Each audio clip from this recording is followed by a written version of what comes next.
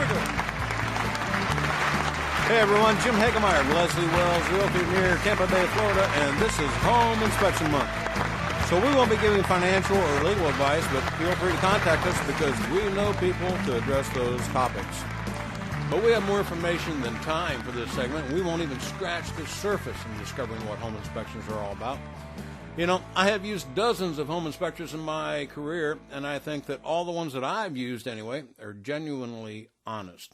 Some maybe more than others, and some have better tools, gauges, and meters than others, but I know that you want to clarify what is cosmetic, what is structural, and what is a safety issue. You know, structural and safety issues are items that you want to know about and address without hesitation. But cosmetic issues such as carpet stains or peeling wallpaper shouldn't keep you up at night. And customers ask me all the time, how much is a home inspection? Well, I don't know. What do you want? Usually a comprehensive inspection is based on the square footage of the home. Or do you want air and mold inspection? How about Chinese drywall, wind mitt, 4-point, well and septic, pool and spa, radon gas, seawall and dock? Do you need a structural engineer? How about coating and permitting? The list goes on, but a realtor, your lender, and a general home inspector can advise you on what you'll need. If your home was built back in 2007 and smells like firecrackers and the electrical wires are black, well, that's a suspicion that you may want to think about a defective drywall inspection. I've seen that done with dogs that smell. What? No, not smelly dogs. Well, we're all in luck today because we have as a special guest John Patten of Patten Property Inspections. And, of course, we have my friend, my colleague, not my partner, Donna Wilcox.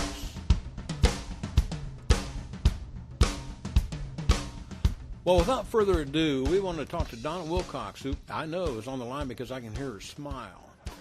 I want to thank Donna for suggesting our featured guest today, John Patten. You know, Donna, you and I have seen the home inspectors come and go, but what are you looking for in a good home inspector? That's right. Give it up for Donna Wilcox.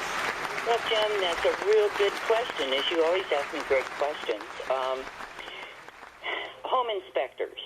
One of the most important thing to me is their promptness, number one, very vital. And number two, that they're going to do a thorough job, no matter what the cost is. You're going to know from a good inspector that's well certified, one certification being an AHS, which is an ASHI certification for home inspectors in the state of Florida. And by the way, if anyone thinks they're going to go out and inspect their own home without a certified home inspection, their contracts will not hold water if they find anything wrong. So really? It's very definite, yes. Your contracts don't include yourself being an inspector. Now, you can have a general contractor, but they also have to provide their information on certification that they are contractors, general contractors. I see. So getting back to what I look for, I've already told you first and foremost is the information on the promptness of being there on time, because when you have a home inspection, especially if the home is occupied, you're having some stranger go in and out on top, all the way around and under, if that's the case. Some, very few in Florida, but sometimes you'll have that also. But you're looking at a 2 to 3 hour home inspection if it's good. And good means checking all those things I just mentioned, including, but not limited to, your electrical box, your breaker boxes, the situation if you have a well.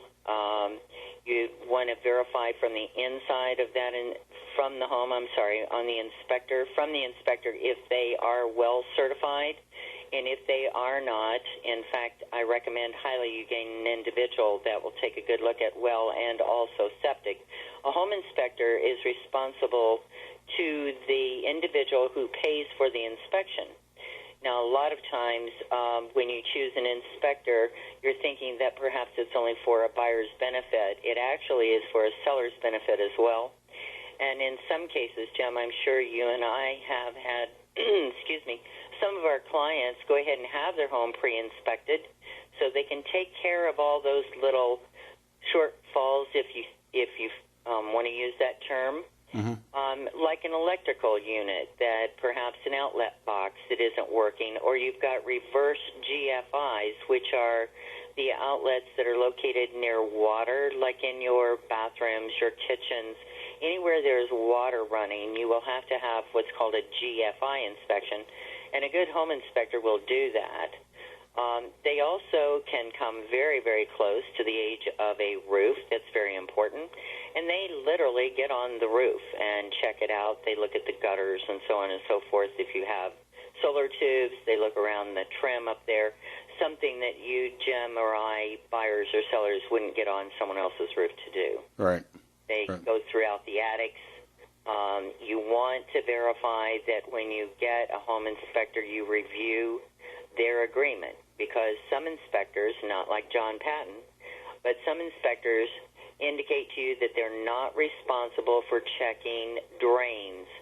And we've run into some real sad cases where those drains weren't checked and someone goes to fill up water in a bathtub and it won't drain out, or the tub overflows for thus and so. That's kind of a big deal, don't you think? It's a very big deal. Yeah. And it's worth its weight in gold, even though if you have an FHA mortgage, you're having a home inspector and an FHA appraiser. Now, an appraiser and a home inspector do not do the same things. An appraiser is there to verify that the house is FHA approved. They can give you a list of repairs to be done, but in most cases, your home inspector, having them come in first, will already have that information down, where either the buyer to accept it as the house as is, or the seller is going to pay for repairs. Donna, that's some great information. We appreciate you sharing.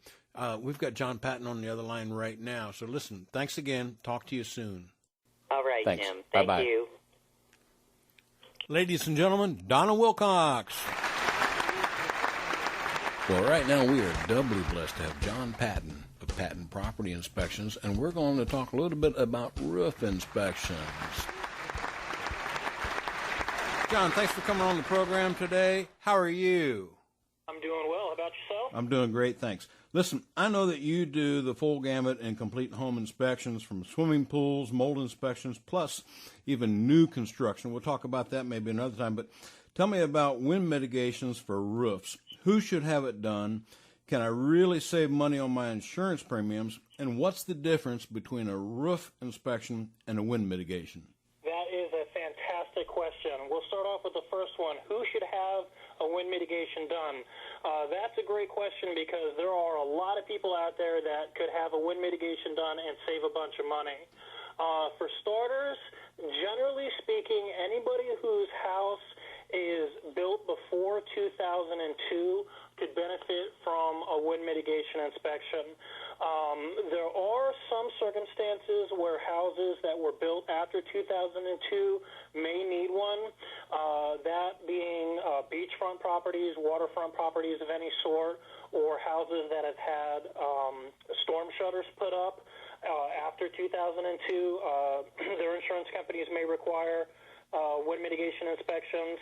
But for the most part, houses that were built in the 2001 or earlier range, they could definitely benefit from an OIR 1802, which is generally referred to as a wind mitigation inspection. Okay. And so does it save big bucks on the insurance claims, insurance premiums? Yes, they can. It is not unusual for some people to save 30, 40, sometimes even 50% on their insurance with the wind mitigation inspection. It just depends on what insurance company you have and what kind of credits you get.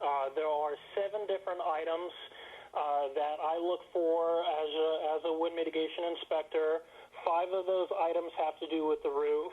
A lot of people think, wind mitigation inspection, I don't have any storm shutters, so I'm not going to bother with it. But that's only one of the 7 items.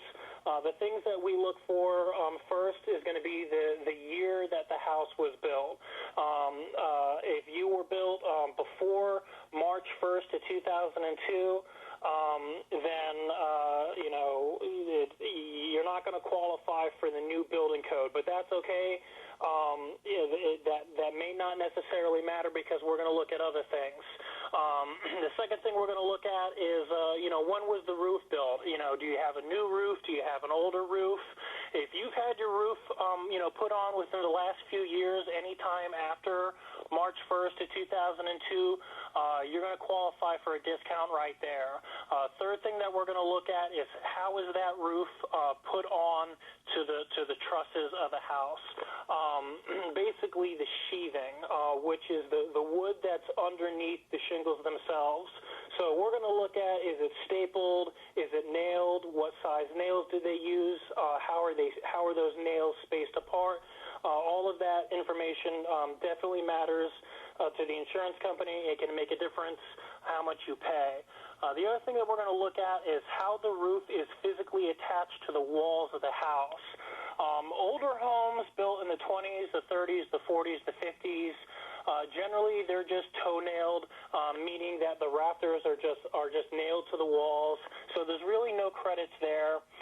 But houses built in the sometimes in the 60s and the 70s and the 80s, definitely in the 90s and early 2000s, they have either metal clips or straps.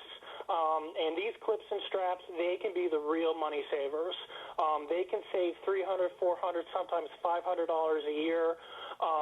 It just depends on the insurance company. It depends on the policy. The fifth thing that we look at is the geometry of the roof. That is how your roof is shaped. Is it a hip roof? Is it a gable roof? Is it a flat roof? Another thing that we look at is secondary water resistance. Generally, this is going to be if you have a newer roof. It's called a peel and stick. Sometimes they use foam. Newer roofs generally have this. Older roofs usually don't. And then the final thing that we look at are going to be those shutters and those impact-resistant windows and doors.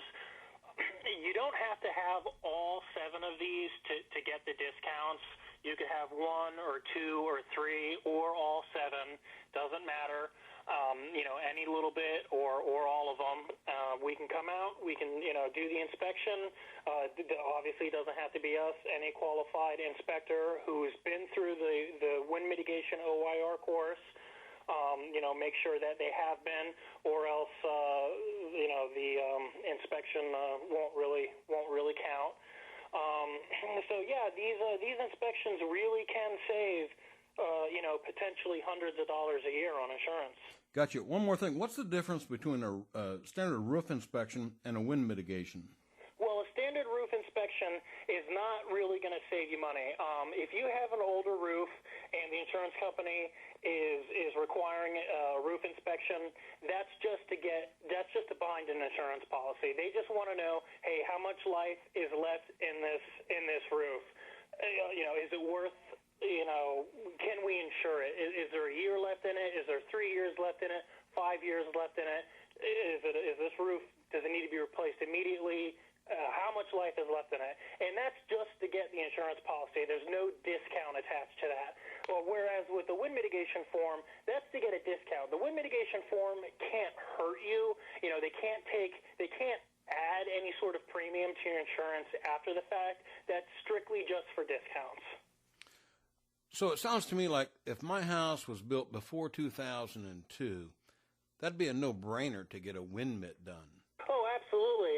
Even if your house was built in 1925, getting a wind mitigation is not a bad idea because at some point of time, you never know if a previous homeowner at some point may have had clips installed.